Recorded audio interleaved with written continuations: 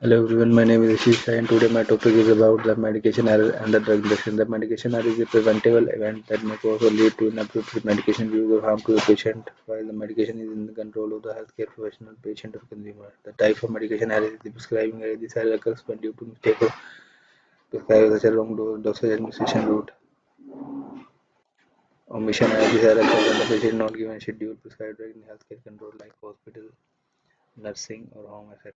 Improper dose error. This error occurs when a patient is given a higher low dose in comparison to prescribed dose. Deteriorated drug error is the expired. This error occurs when expired drug is administered. Prescription filling error is this error occurs when drug is not dispensed properly according to the prescription. Unauthorized drug error is the error when patient is given a medication without billing of prescriber.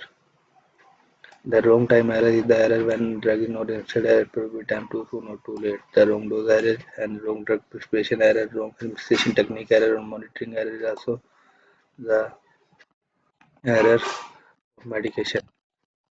In the compliance error, this error occurs when patient do not complete a prescribed medication course. It's called compliance error.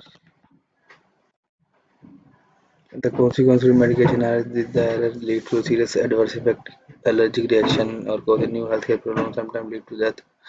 The trust of patient decrease on the healthcare system. Strategies minimize medication error is the separate prescription should be written for each medication before signing the prescription. The prescriber should recheck the parts of the prescription. Abbreviation of drug name should be avoided.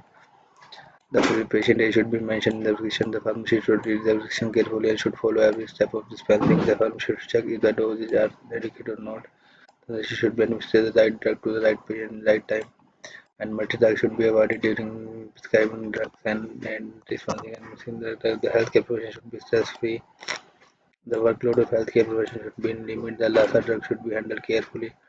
Prescriber should write the prescription himself and should avoid dictation. So this is the medication error and their side effect and their consequences. Thank you.